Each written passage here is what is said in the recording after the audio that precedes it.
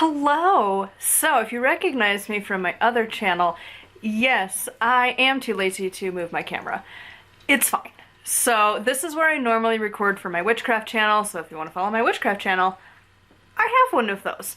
But, that's not the point of this video. I am getting back into writing. So, I recently just published my second novel. I talked about it a while ago. Posted a little bit here and there. So I'm now working on book 3, and it'll be the final book in this series, and then I'm moving on and using this author name. That was a pen name I had picked in high school, and I was like, this is so cool, I'm gonna do this one, because a lot of the authors I was reading had like initials and then a cool last name, and I was like, this will be fun, it's a little different.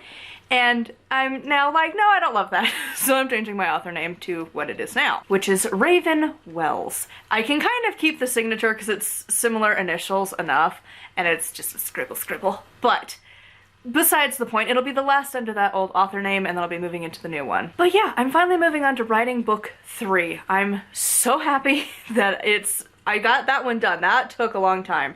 That took like 8 years to finally finish. So now, book 3 I'm hoping to not take that long. Basically, the game plan is I'm trying to get this book done in the next like month or so for draft 1. I don't know if that's going to happen, but I'm trying. And so at the very least, I am actively working on it every day, spending some time on it, and getting a routine of things to where inevitably I can be publishing a lot more frequently. Because there's a lot of authors that post often. Like, they're just publishing books left and right. And are they the most fantastic books that everyone's going to remember in history? No. But I've learned I like that kind of community a little bit better than trying to be from the big publishing houses and trying to be a New York Times #1 bestseller. I just don't know that that's a goal I really want at this point. It would be nice. It would be nice to make like so much money that it's not even funny. But it would just, I could live off of having my books sell. That would be awesome. And people are doing that with books that I have never even remotely heard of. Like, there's romance books, there's paranormal books, there's young adult. There are so many authors out here that are selling their books. They have a dedicated audience. And that's like what I'm aiming towards. And just like trying to remove the pressure of trying to have the self-publishing dream of having a book deal and like having these huge numbers all the time and just being a little bit more realistic. Of course, I want to make money doing it because like this is my job, but not pressuring myself to be like the next Twilight or the next 50 Shades of Grey. Granted, I would never write that content, but you get the idea. Or the next like John Green. Like, I just don't want to be those people. I don't want to be the next Stephen King.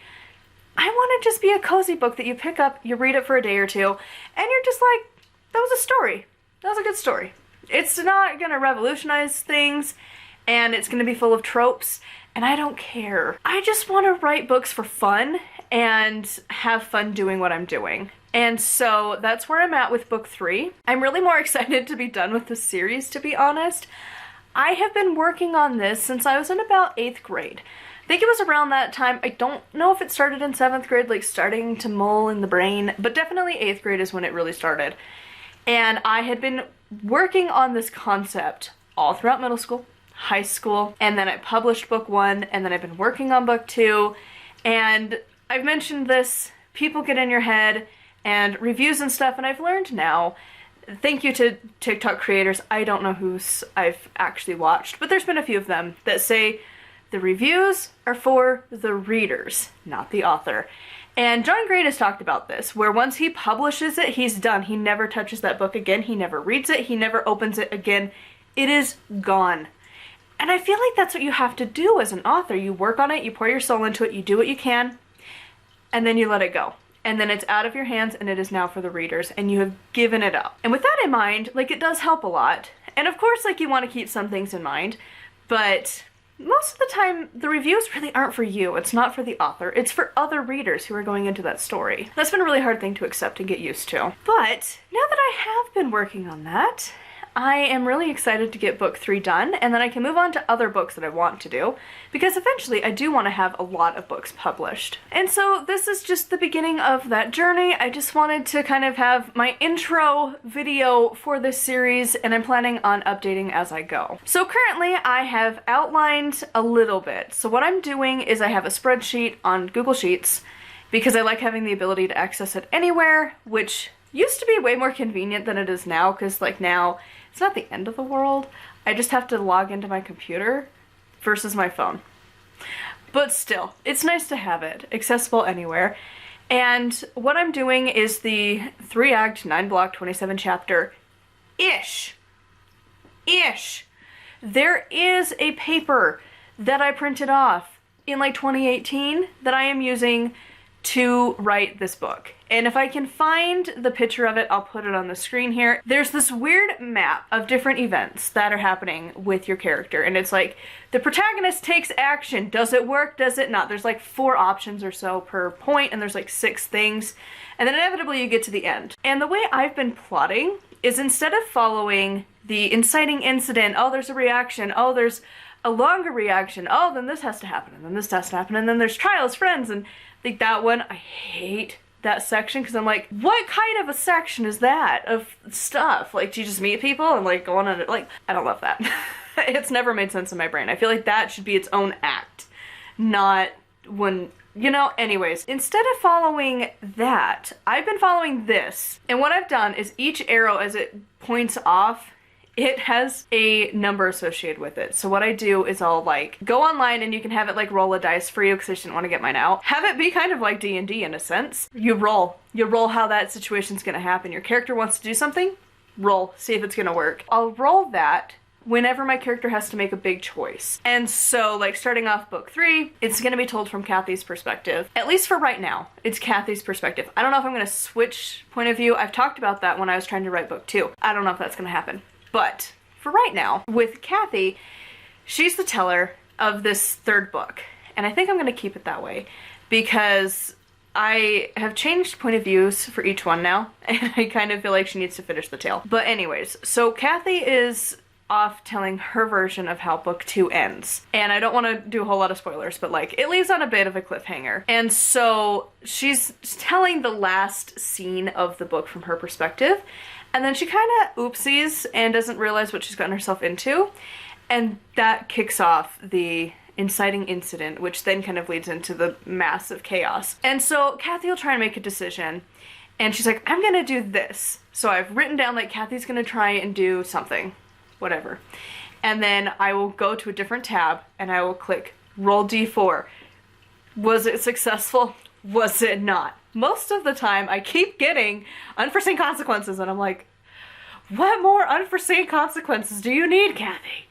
But eventually, like, that's gonna be how I outline this book. And then eventually I'll let her win if she never actually gets to a point.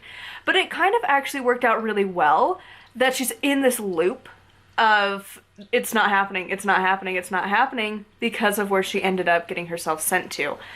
And it worked out really well. And I love this plotting idea because it makes it fun. It's not this roadmap that you're following. It really depends on what's happening, and then not letting the brain kick in and wanting to take care of your characters. Like, sometimes they win. Sometimes it doesn't work for them at all. And it's keeping it fresh and fun. And eventually, like, sometimes, again, I'll have to step in. And I'm figuring at the end of block 1, she's going to make progress, because we can't just keep her in this endless loop. But it also has brought up things of like, for chapter, or not chapter, but block 2, because this is a few chapters. So for block 2, is it going to be different? Is it going to be a different character? And she's stuck in this loop, and that is just an ongoing thing as she's going along, and the other characters are going to do stuff. I haven't decided yet. Regardless, she's going to make progress. And I'm really loving this system of how it's working out. I don't have too many words written. I've only outlined that little bit. I did have the full story outlined at some point when I was writing book 2. I changed it just a little bit, so I'd have to adjust that outline. And I'm still kind of using it as a base to some degree, but there's a few things that I'd like to change. And honestly, I'm just ready to be done with the story, which sounds terrible, But when you've worked on a book for so many years, you just get bored after a while. And you just get sick of the story, and I'm just ready to move on from it. So this is going to be the last book in that series, the last book with those characters, and they'll be done. And I already am working on plotting and outlining the next book, but I'm saving that for after I finish this one because I just want this done and off my conscience, and it'll be done. And then I can move on and write other books. And I'm not planning on doing a series per se, but the next book I am planning on probably having the quote-unquote book Bible, where you have all of your basic information, but it's going to be for the town. I'm writing about a town. It's a make-believe town that's full of all kinds of chaos. I don't know how to make a map of the town yet, but I want to. I want to make this a thing, and that different stories are happening in different parts of this little town, and it's like a Halloween kind of town. And I'm really excited about it, and I'm super stoked to see how I'm going to make that work out. So I'm wanting to work on that project really bad, but I gotta finish this one, because it's been looming over me since 8th grade when I started on it. And book 2, again, took me 8 years of actively working on it to finally hit the end. And so I don't want that to happen with book 3. I'm planning on publishing a lot more frequently. This is it's just this weight of trying to get through it. And so, again, I'm trying to work on writing about a chapter every day or so-ish. So, theoretically, following the 3-act, 9-block, 27-chapter, it'll be done roughly around the end of October. I don't know if I'm going to actually hit that deadline. It might bleed in just a teensy bit into November, but that's fine. November is NaNoWriMo, so a lot of people love to write during that month. I like writing in October instead. I don't like Preptober. This is the month I feel like writing. I don't feel like writing in November. I don't know why. But I'm also writing about Halloween, so it feels weird to be writing about Halloween stuff. And like just spooky in general, because I mean it's about zombies. So, you know, it's kind of weird to be writing about that in November opposed to October when it's like the big to-do. Anyways, I'm planning on writing a bunch more. Once I get out of the series where I have to maintain series and stuff, like I feel like it's gonna go a lot faster. Because then I can figure out my characters, figure out the plot, write, be done, and then move on and find out other things. And so, yeah, we're getting there. I'm planning on uploading a little more frequently because I haven't really touched this channel much because I've been trying to figure out what I want to do with it. And so we're just going to start talking about my writing as it happens. So I'll probably check in once I am either done with chapter 1 or even chapter 2. But this is just the intro for book 3. And so we'll see how this goes. I'm just going to make it into a playlist so that way you can follow the journey as we go. But yeah, I'm very excited to finally be getting book 3 done and this series over with. It was always planned to be a trilogy, so I'm glad to finally be getting it off of my conscience and moving on to other books so I can eventually fill this bookcase with my own books that I've written and not other books. Because I'm already outgrowing this for my witchy collection. I mentioned that recently on my channel over there. But yeah, I'm outgrowing this really fast. So I'm thinking this is going to become my books bookshelf in the future, but we're not there yet. So anyways, that is going to be it for this video. I would love to hear from you guys how your books are going. If you're writing, what are you writing about? Are you going to do NaNoWriMo this year? Are you doing Preptober right now? Let me know in the comments down below. And until next time, thank you so much for watching, and I'll see y'all soon.